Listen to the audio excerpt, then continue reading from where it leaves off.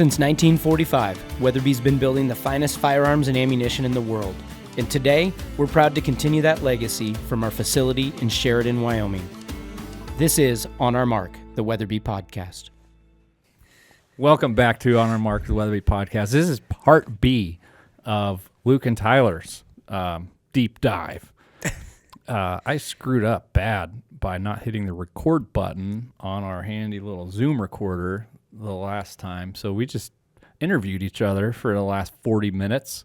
We got to know each other really well, and now good. No one will ever know that conversation, which is, I guess, okay. Yeah. So if you haven't, we'll probably have to reference this more than once, but if you haven't listened to the first part of this, which is where we talk about how we got to Weatherby, you should go listen to that first and then listen to this podcast where we're going to talk a little bit about some of where our common ground is, and maybe I just call it the human condition. Yeah, no, that's a good one. I like that. So I'm just going to jump straight in. You last year decided you're going to do the Bighorn Trail race. Yeah. I had already done it a couple of times with my son. I was going to do the 18, and you're like, screw 18. I'm going 32. I think my conversation was like, if I'm going to run that far, I want to get an ultra, because technically, 32 is 18 over. is not an ultra. So I'm like, I think everyone was kind of shocked. I was like, no, I'm gonna do it, because I am not a runner. Like at heart, like if you look at me, I'm built kind of like a bowling ball. You're jacked. You're not like you're not. You don't have a traditional runner's build. Yeah, absolutely not. But it was just like one of those things where I get competitive and like want to find new things to do. And I had never been a runner. So it's like, man, that sounds like something that would be great. So I always try to do things that double down. So it's like, man, if I do this trail run, then I'm going to be great for fall. That's kind of where I started with it is I wanted to have something looming beyond just a hunt that incentivized me to get out and get in better physical shape. Like I'm a college athlete. I've always been in pretty good shape. Yeah. And same to me, but I feel like maybe when I decided to do that Bighorn, I'd maybe lost my edge a little bit, in the sense that, like, okay, we travel a lot. We hunt a lot. Yeah. I hadn't been, I hit the gym. It's easy to get lax. I do the gym a lot still, but it's not like in college, during my college time, like I would go to the gym every day, and that was important to me. Mm-hmm. Now it's like, okay, how can I get better for the mountains? And I had always done really good all summer. And then like September, when hunting starts, then I'm hunting a lot. And then like as soon as it gets into waterfowl season, that's when things go downhill for me, because exactly the same. Because waterfowl hunting is like, it's not super physical all the time, but we travel a lot, and it's bad sleep most of the time because you're waking up early. And then it's really easy to go into a Love's gas station and grab a burrito. Some ho-hos. Yeah. And, during waterfowl season, it was not uncommon to be like, oh, let's grab breakfast before we go to the blind. And then like, oh. Second breakfast at 2. And then you get home and you're like, yep. And I also slept 3 hours last night. So I thought doing something like that would be fun. Because you guys had raved about how, it's a really cool challenge. Well, I did it with my son. The first year he was probably 13. Yeah, 13, and he was kind of getting into the idea of more distance running, and I'm like, let's do the Bighorn Trail race. Yeah, 18 miles. And you guys had signed up too the year I did. Was that when I was at Sheep Show? I'm like, I can't sign up for this because the 18 sold out. Yeah, it sold out. And I'm like, I think that was also like a little motivating factor to be like, let's just send it. So I think I ended up doing the 32. That was part of it, because I remember us being at Sheep Show talking about it. I'm like, I can't. Yeah, I think I was like, wait, you didn't sign up yet? Yeah, because you were like, oh yeah, all the locals, you can go in and register in person. Yeah. And so I was the same thing. So before Tripp and I started doing it, I'd come in to spring about this time of year, March, April. It starts getting really pretty here. Mm-hmm. And I'm like, man, time to get outside and do stuff. And just like progress through summer, running, biking, hiking, shed hunting, you name it. And then hunting season starts, and that it gets to be a little bit of a grind because then you still have a regular job to do. Mm-hmm. And then it gets like cold, like come after hunting season's over. And then it's like, I don't really want to go run when it's below freezing and snowy. And then show season and holidays. And then all of a sudden it's this time of year again. And you somehow took almost the last 6 months off. Yeah. Show season and holidays are like the not so pretty part of like the job, is because you're doing a lot of traveling and it's a lot of not good food most of the time, right? Yeah. And it's so I was going through this like up and down thing where I'd be like, come September, October, like ideal, great shape, and then it was a steady decline into April, May, and then I'd climb again and then down. And so I started the Bighorn Trail race with Trip, and that helped a little bit because you sign up for that and like right after Christmas. So then you've got this thing 6 months out that's looming, and 18 miles isn't the hardest thing, but it's also not like a 5K. You have to plan for it. You got to do some work. Yes, you could get through 18 miles. You could just shape, go walk, or you could 18 make it. miles. You could make it enjoyable by having like a goal and but we doing some preparation. We did some training together. Anyway, I liked having the looming thing. Well, basically coming into last year's, I was like, I felt so good after the race, but I'm older, in my 40s, and I'm like, okay, I just like ran a lot, and I just still felt a little fluffy. Yeah. And I'm like, my performance metrics were okay, but I definitely felt like I had plateaued, and I needed to like do something. Yeah, and like you were in shape because you had been running and training, and what, you're 6'2", and at that time probably like 210, 205. Yeah, I was 210 on the money. You looked like solid, and but you had mentioned, you're like, man, I just feel like I don't have that next gear. Yeah, exactly. It wasn't there. So back at Western Hunt Expo, I talked to Ryan Lampers and his wife Hillary about they had started the carnivore diet, and it planted this seed. I'm like, that's stupid and crazy, but intriguing. And some time went by. I was listening to some other podcasts, Jordan Peterson, Michaela Peterson. They talked about the benefits that they'd been having with anti-inflammatory issues, or solving inflammatory issues with an anti-inflammatory diet with carnivore. It's like, So I kind of like, in an instant after the Bighorn Trail race ended, I was like, I don't want to stop now. I'm in good shape, but I need to do something more. So the next day, like, I ran the Bighorn on Saturday, and Sunday I started carnivore. Well, it was perfect because after the Bighorn, we all went back to your house, and you had smoked a bunch of meat too. Like you had just. It's kind of like the perfect intro to carnivore for you. It wasn't planned. I didn't, like, on Friday before the Bighorn, I didn't tell myself I was going to start the carnivore diet on Sunday. It was like, maybe it was one of those things where you're running the race and you're just thinking about stuff. Yeah. And I'm like, okay, I feel like there's another gear. And also, we had found out that we were pregnant with our 5th child, and I'm like, I'm going to need to be able to do this in like another 13 to 18 years, like I love doing that kind of stuff with my kids. So I gotta like double down here. And so I had a bunch of meat left over from the after race party, and my family went out of town for 2 weeks. And so I'm just like, I'm only going to eat this meat. Yeah. And I started it. I lost 20 pounds in 2 weeks. That's insane. So you were like almost 190 in 2 weeks. Yeah. Not almost. I was. You were. Yeah, it was. And that was the only thing you really changed, because you were still just doing your normal runs or all that good stuff. Yeah, right? I started. I did.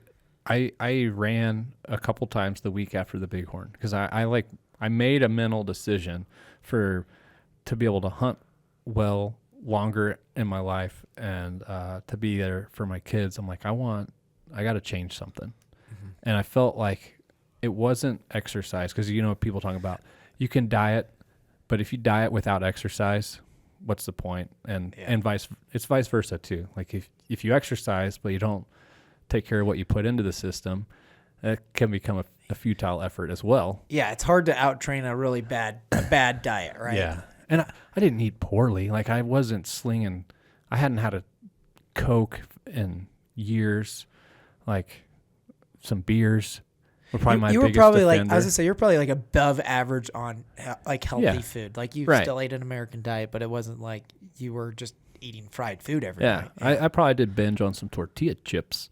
Oh yeah, that's your thing. I love tortilla chips. Anyway, I felt like trash for like the first 5 days of doing that carnivore thing.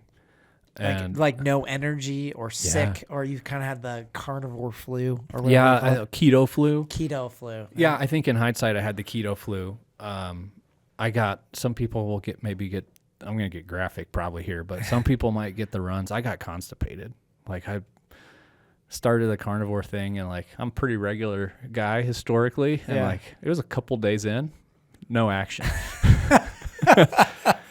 And my water consumption went through the roof, but like some weird stuff just happens in your body. Like you're changing what you've given it for, in my case, like 42 years. Mm-hmm. And it's like trying to figure out what to do. There's some weird stuff happening. It's transitioning from running on sugar and glycogen or glucose into burning fat to turn into glycogen.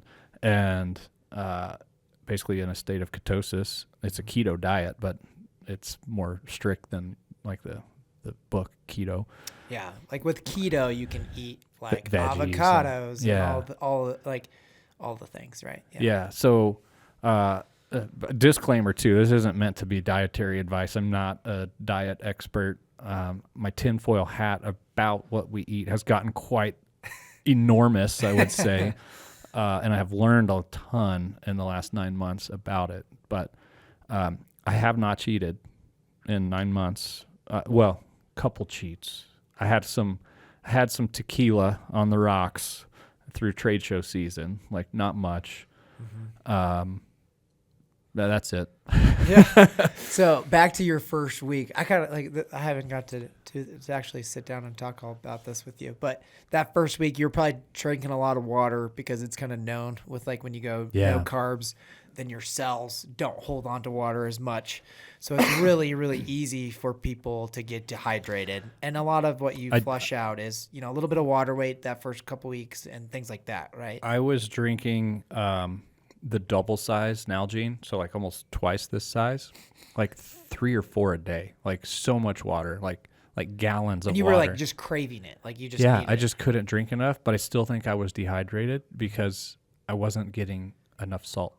Yeah, which is actually a common thing. So I, during sports growing up, used to, the first 2 weeks of football, like those last weeks of August and first week of September, I always cramped. So I was that guy that like no matter, and honestly looking back now, it's like, well, when you drink too much water, your body flushes all the water out and you don't actually hold that water. It doesn't, so it has nothing to do with the water. Exactly. So that's, again, probably electrolytes, huh? Yes. Yeah. I was getting no electrolytes, basically, or not enough. Mm-hmm.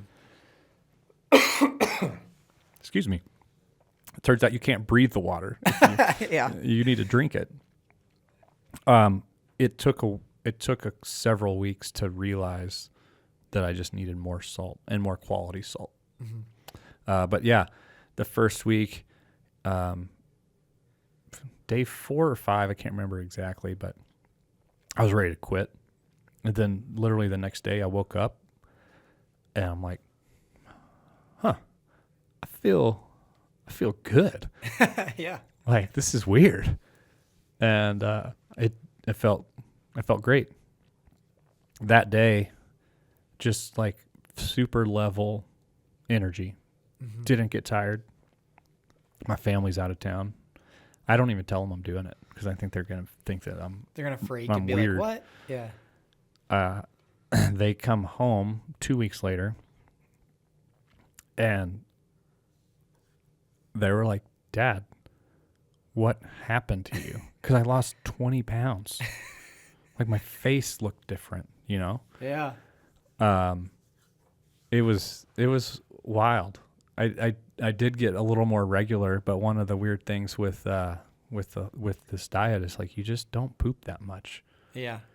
It's because your body's using there's not much waste. yeah, because like with a regular conventional diet, I mean that's all waste. That's like fiber and all the things that are cleaning you out. Like that's just stuff that your body can't process. Yeah. Yeah, It's wild. So, there's been a laundry list of benefits that I've discovered along the way. Some long-term knee pains gone, shoulder pain better, not gone, but better. I quit snoring, but by the time my family came back, I quit snoring. What do you think that is? Do you think that's just like inflammatory stuff? Like, it is. A lot of it is, because it's like you got to have the right. Again, I'm not a doctor either, so don't take any of this for gospel. But it has to do with like omega-3s and 6s and inflammation, essentially. Like I was bad. My wife was convinced I had needed to get on a CPAP. Like sleep apnea, yeah, right? Yeah. Huh. I'm pretty big into the Garmin ecosystem, so I would track your sleep metrics, all your metrics. Within the first 2 to 3 weeks, like sleep was way better. Sleep quality. My pulse ox used to dip pretty substantially every night, like into the mid 80s, low 80s, which is sleep apnea. Yeah. Fix that. Like I don't get below 96 at night, like ever. It's weird. Yeah, that is weird. It's weird. Trying to think of what else it fixed. So in the morning when I'd wake up, get like call them eye boogers, like in the corner of your eye. Those don't happen anymore. You think that's just also just waste or like food? I think it is like literally just the food you're eating, the Yeah. things that your body doesn't process. Yeah. I wouldn't have considered myself a smelly person before, at least like body odor. But I wore deodorant every day. I don't remember the last time I put deodorant on. Wow. Like you don't stink as much. Yeah. I don't. I would say I noticed that too. I don't fart anymore. That's a big one for me. Like I was. Pretty gassy guy. Yeah. I had set some Oh, records. I think I we shared spent some time in a tent antelope, before. Yeah, an antelope Yeah, jumping like it's jack. real. Yeah. It's not anymore. It's gone. Yeah. Like I just don't. It's crazy. Yeah. You've been doing it a little. I have been. So after the Bighorn, I'll kind of give you catch you up to, because now you've been on it. Man, what is it? March? 9 months. So 9 months. So similar thing. The Bighorn, that was a great test of like mental toughness and all that stuff for me. It was awesome. I had fun. I'm probably like 220 pounds when I'm running this thing. Yeah. And I crushed the first half of it. I did not manage salt intake very well on that. So I did. That's the next level to do. It's a shortish ultra, but it's still an ultra. Even on a marathon, you got to manage your fuel on your body. I did a little bit of like research, and in that race, I was taking like 100 milligrams of salt every hour when I needed to probably be taking like 10,000 milligrams. So, through 14, I was running like a really good pace, like probably like a 10-minute mile pace, which was pretty good for me. Super good. And then I got to like the halfway, 18 essentially is what they call the halfway there, because that's kind of where your race starts. But I was dealing with cramps pretty darn bad because of lack of salt. Yeah. And I was doing whatever I could to figure that out. But I finished the race. I ran most of it, the whole thing. Ended up with like a decent time, but like next time it's like, ooh, okay, when you're running that far, you got to be a little bit more dialed in, because I was taking salt pills, but they were like, these ones taste good. And no, you just need literally the 1,000 milligram salt pills, and you take those.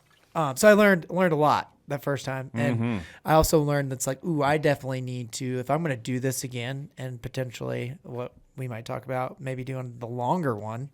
We're going to talk about that. We'll get to that. But it's like, if I want to do that, then I need to like reshape my body a little bit. Meaning like I've always been thick and more of a gym guy. It's like, well, if I want to do that, like just the pounding, it's like I need to lose like 20, 30 pounds just so that it is easier to do the running part. So I didn't do the carnivore thing right after. I was pretty wrecked. My legs were pretty sore.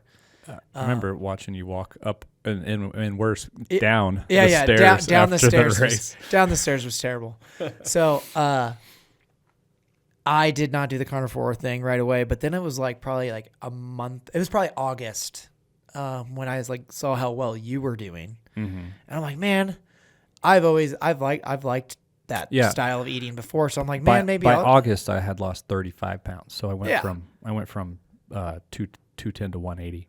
Yeah, which I'm like, what the heck? So August I start. I'm doing well. Similar things, felt kind of crappy the first week, but then I felt good and I was doing good. And then I had drawn a very decent, a good archery elk tag. So I'd been, putting in some miles, doing the whole thing, but it was mostly short realm stuff. Well, my first weekend of archery elk hunting, I was about to do, a whole week, and I still hadn't really figured out what I was going to do for food. And those first 2 days that I just did it, I felt like I bonked. Yeah. So I had maybe not been fat adapted yet. Right. And honestly, what it was now the more that I listen to you and other like Brian Call and Ryan Lampers is I probably didn't have enough electrolytes because it was not like I was taking an electrolyte supplement at that time. So when I bonked, it was probably because I was super dehydrated, even though I was drinking water. I think once you get off the standard American diet, there's salt in everything. I mean, and there's copious amounts of salt in bread in any dish at a restaurant. It's like you put salt on it extra often, but back in the kitchen they put a lot of salt in there. Yeah, and then just any food that is on the shelf anywhere is going to have salt in it. Yeah, so tortilla chips. Yeah, absolutely. when you go to raw eggs and bacon, essentially, right? For a lot, then just not processed meat, you don't get that. So I think that might have been what happened. So that first week of September, I'm like, this is a really important elk tag, and I had taken vacation time, and I was going to do like 10 days. So I immediately kind of like, hey, I can't figure out what's going on with my body. So I was like, no, I'm gonna elk hunt normal.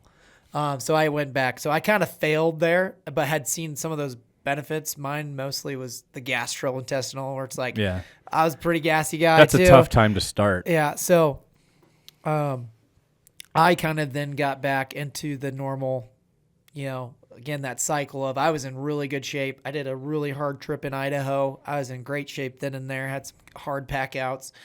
And then after that kind of October hard pack out, it was November, and it got into like easy deer hunting and waterfowl hunting, but I didn't start really going back to the gym because I traveled a lot this last fall. And and then I found myself like middle of waterfowl season, like I got fat. Like, what is going on here? And I've never really been fat. I've always been thick and like really strong. And I was like looking at myself before Christmas, and I'm like, this is not acceptable. Essentially, it's like I had just completed a ultra this year, and now I'm like, I'm doing it. So it was like before Christmas, I had just talked to Lampers, and I kind of told him my experience. He's like, man, if you start now, you probably weren't fat adapted. He kind of gave me all this advice, and he's like, if you start now, it'll get you through trade season 1, and 2, by bear season, you should be able to, because he understood the whole bonking and all that stuff. He's like, well, if you do it now, then maybe by bear season, you'll be good. So, I can probably now officially say that I've been doing carnivore because I started a couple days before Christmas. And I think you're in. Like, a lot of people only do it for like 30, 60, 90 days, and you're past that. Yeah, once I hit January 1st, and I was like, well, I'm going to do it till April 4th and then reevaluate. So I still got about another month of like trying to do it without cheating and all the things. But yeah, up until now, I haven't cheated. I would say, the trade show thing. I have not had a beer since before Christmas. I also like beer a lot. So haven't done that. I've done a few, vodka waters type thing where it's clear alcohol, just because trade show season, but I haven't really cheated. I do a little bit of raw dairy, every once in a while. So we do raw milk. We've got a person for that. So I do that, and then a little bit of cottage cheese, and I do a little more cheese than I probably should, but, essentially it's, less than 50 carbs per day. Because I have been tracking mine. There's carbs in things that you're like, okay, I can't get around that. But so I've been doing it. I feel great. I'm right back to kind of more my bighorn weight. Again, I before Christmas. It's a good spot to be in early March. Now, yeah. So I've lost 16 pounds in about 60-ish days of doing it super hard. And it's been great. I've kind of noticed the same things that you have. But man, yeah, so it's been good so far. It's been a fun journey for me. It's one of the side effects I noticed, more so probably in the first few months, was I wanted to work out. Yeah. It's weird. I don't know if that's the protein, but I started just whenever I go to the bathroom, I just bust out 50 push-ups. Yeah. At work, just yeah, doing some push-ups. I'm like, what? Why did that happen? Yeah. I don't understand that. It's just a different energy. So that is the one place that I have totally felt different. It's not so much my daily energy, but it's I can't take naps now. I used to be a nap guy. Oh yeah. I used to be where I would get tired, but I think it's kind of twofold. I think I'm sleeping better because I just fall asleep and I sleep way harder. Again, I kind of do the watch thing too. And my sleep has definitely improved since before. Not sure what's going on there. Than before. And now we had a terrible fight the other day on Monday. And we woke up at 2:30 essentially for the airport. And I got home and was I can't sleep. I don't need a nap. So that's been probably the most noticeable. A lot of people talk more about the mental clarity and things like that. Yeah. I haven't seen a huge difference in that. You probably weren't that foggy to start. I had a big jump in mental clarity. Yeah. So I didn't have a lot of that. I've definitely noticed that my caffeine intake has gone down and my sleeping has gotten better. And yes, carnivore, it's an elimination diet essentially too. So it's an extreme elimination diet. So it's one of those things where it's I'm getting healthier because of carnivore, but there's also some factors there. It's it gave me a good incentive to stop drinking. So now I don't really drink, and Right. that's a big stressor on your adrenal glands and all of the things, right? And then when you're eating a lot of meat and honestly cholesterol type stuff, that's kind of the stuff that I don't know. Is this a thing that I can do forever? Because I don't really understand the cholesterol. Because we've been told our whole lives that it's bad. You can't get. There's no clarity on. That's not true. There's no agreement. Yeah. On the carnivore type people, even among doctors, between more progressive doctors that are into a clean diet versus even the American Heart Association says it's the devil. Yeah. So it's weird. The cholesterol thing's weird, but then cholesterol is also really good for your hormones and it's really good for your brain. I mean, that's where most probably people are actually seeing their mental clarity on cholesterol, is because essentially, again, so little insight to me, I didn't go over this in the last one, but my dad had a weird brain, early onset dementia type thing. And that's what a lot of people prescribe is a carnivore diet that helps with brain clarity. So it's I've kind of got some weird signals there. And then when, again, I do my macro tracking on a MyFitnessPal. Yeah. All of the cholesterol comes from the eggs. It's not all of every single part of my diet is high cholesterol. It's I don't think eggs are that bad. So again, that's just anecdotal. So that's probably where a lot of it is coming from.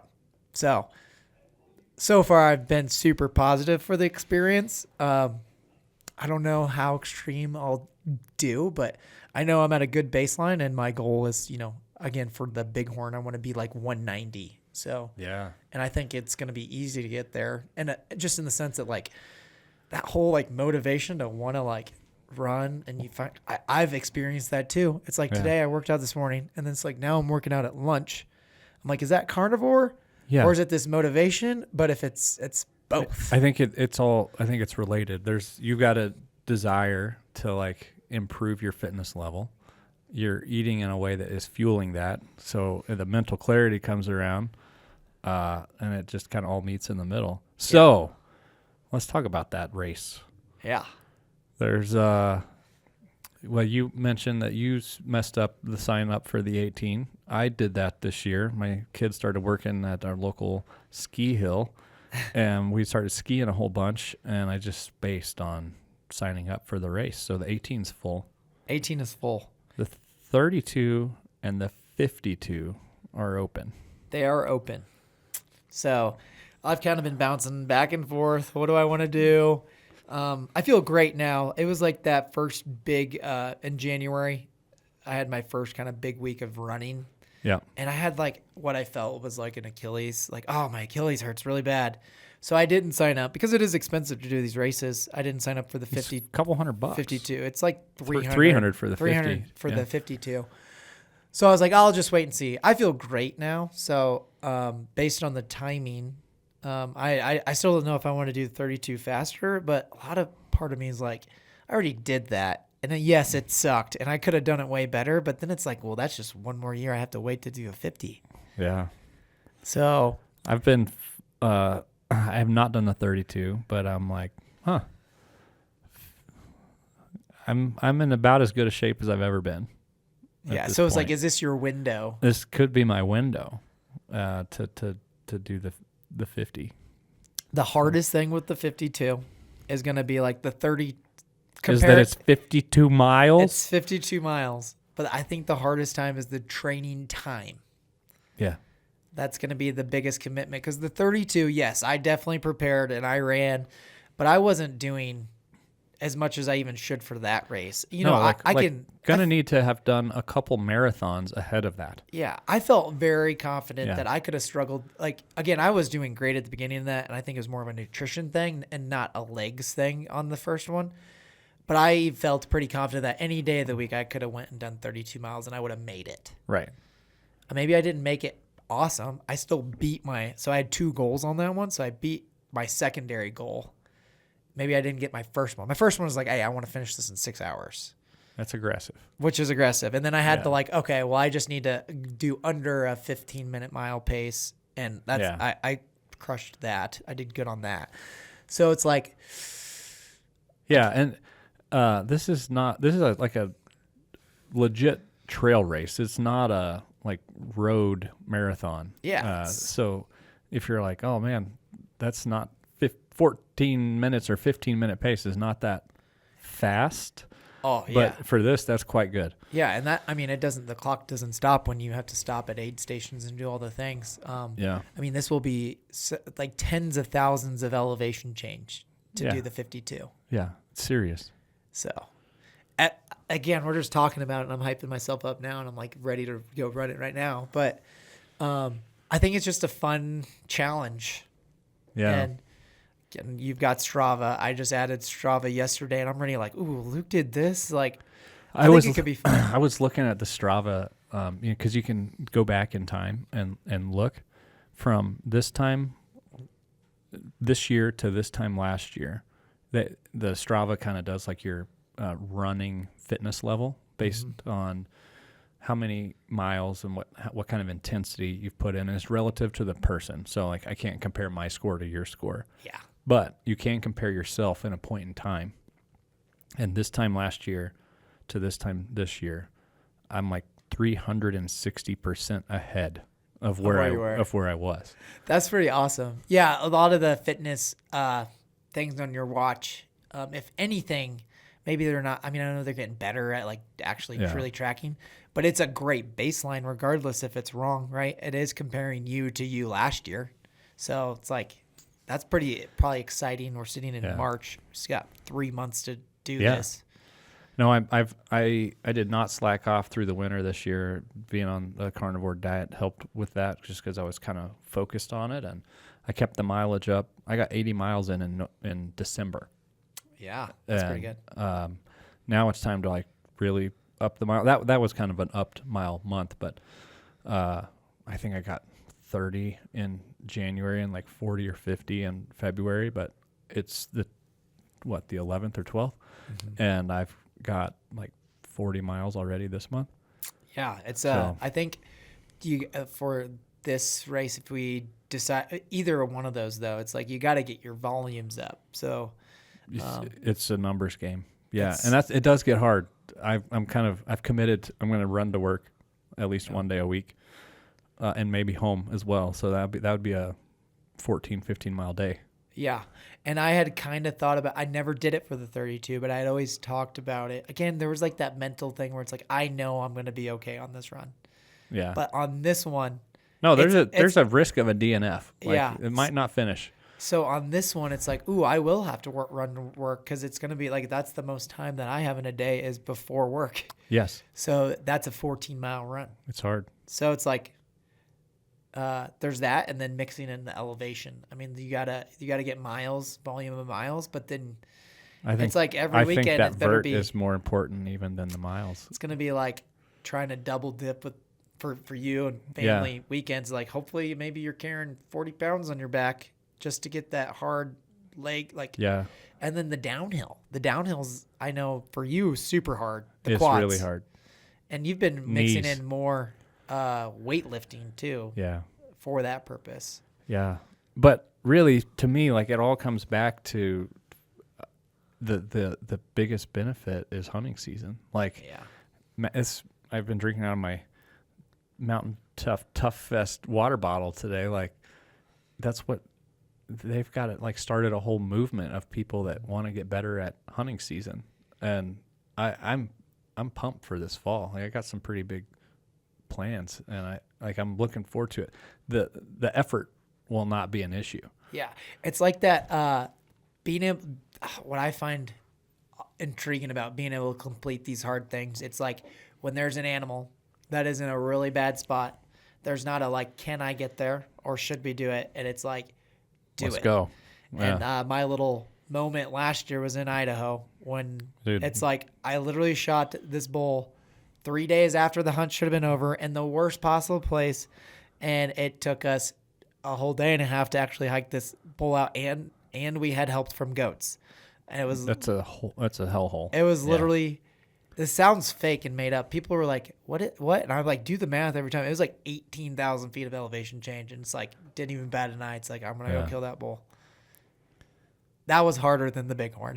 I'm sure. No, that I've hunted a similar spot in Idaho, and that was probably one of the hardest things I've done. Yeah. It's crazy. But if you did it this year and you decide to do the 52 and the commitment that would come with that, it's big time. Yeah, that is big time. And I kind of want to do it too. Again, I want to change my baseline. So that's kind of the cool thing with Carnivore is, you can cut a lot of weight. And if I can get because again, I haven't like gained any weight since I was 5 years, right? Right. But my baseline is higher than what it used to be. So it's like, I need to be like 190 or 185 and then get there. I don't know if I'll do Carnivore forever. There's a part of me that's like, I'd like to mix in avocados, maybe some blackberries. Yeah. So we'll see. I haven't figured that part for me out either. I just know that the more I feel better, the more I want to feel better, and I don't think I found the end yet. Yeah. So I feel like you should done. just keep leaning into it, right? Yeah, so I'm not done. I'm just gonna keep rocking and rolling with it. Yeah. I don't know. I'm like 97% on the 52 mile. Okay, that's so the fact that you are is now making me higher because again, that little bit of competitiveness. Savannah's gonna think I'm gonna die, but I think that's good. That's good. You want to do it? Let's do it. I guess we're saying it now, and it's gonna go live, and then so yeah. Well, I think I'm okay with it. I'm okay with it too. Oh man, the next 3 months are gonna be hard. It's gonna be really hard. It's gonna be fun. It's gonna be great. We'll have to report back after. Yeah, it would. Man, maybe it just depends on how people find this interesting or not. But yeah, it might be like that week before would be interesting too, because you've been doing a lot of research on fueling with Carnivore for a big race like that. I just started listening. Was it Human Performance Outliers? Yeah, just started listening to that guy.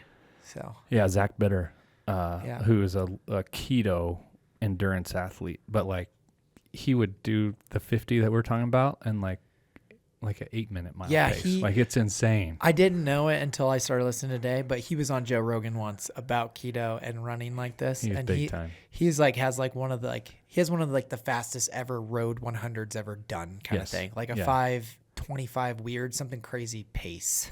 It's like insane. I can't even do one mile that fast. I can't. And he go string 100 of them together. Yeah, I'm worried a little bit about getting enough fuel into my muscles, because I feel great when I'm running until about the hour mark. Yeah. And then somewhere around an hour, I feel it's not a heart or lung capacity issue, but it just feels like all of a sudden my muscles are tired. And I recover super fast, like super, super fast on Carnivore. But I'm just on a 52-mile. That could be, I don't know, depending on the pace, like that could be a 10 to 16-hour effort. Yeah, that's just it's interesting because when you switch to Carnivore, that seems more like how we were designed thousands of years, how we were designed to like process energy, right? Right. We weren't meant to run 52 miles as fast as we can. So like maybe that's the contradiction on like why carbs would be important for that. Right. I think doing some short-term fuel with sugar and carbohydrates is maybe okay. Yeah. Well, you'll have to, or I guess we will have to really test that because there could be some gastrointestinal. You don't want that happening. You don't want any GI issues to come out of it because I got some beans on accident at a party where I knew there were beans in like this taco meat and I like tried to pick around them, but I probably ate a couple beans, ripped me up. Yeah. 2-3 beans probably is all I ate. It was wild. So yeah, you gotta be careful. It definitely made my system probably a little more sensitive overall, but it made my body more resilient. Is that a thing? That makes sense. I don't know. Yeah, well, let's do it. Let's do it. It's been decided. It's done. Crap. I'm gonna go sign up for it tonight. Yes. Oh, that'll hurt a little. Yeah. I'm excited. We're gonna have to up in the miles. I'm pausing a lot right now, but I am also excited. All right. Well, we'll continue to update on the story on the next however many podcast episodes as we lead up. We can maybe just do a couple minute update or something. But yeah, let's do it. Cool. Man, let's wrap it there because I have to go. Oh, it's 5:30. Let's do I have this to thing. go, and I think that was some cool stuff to talk about. So yeah, that was great. Thanks for listening. If you want to find out more about Weatherby, get on weatherby.com. If you want to find out more about our running activities, I'm at Luke Torque on Instagram, and I usually share some stuff on there. It's a lot of ski stuff right now, but I'll transition to trail running here soon. Yeah, I'm Ty Grethen. It's Grayton, but Ty, Grethen, and mine's mostly hunting. So if you want to see, and we have a lot of cool photographers here, so there's a lot of good content on there. But I'll probably do some running updates too if we're gonna kind of do this. Yeah, I like it. Let's do it. Awesome.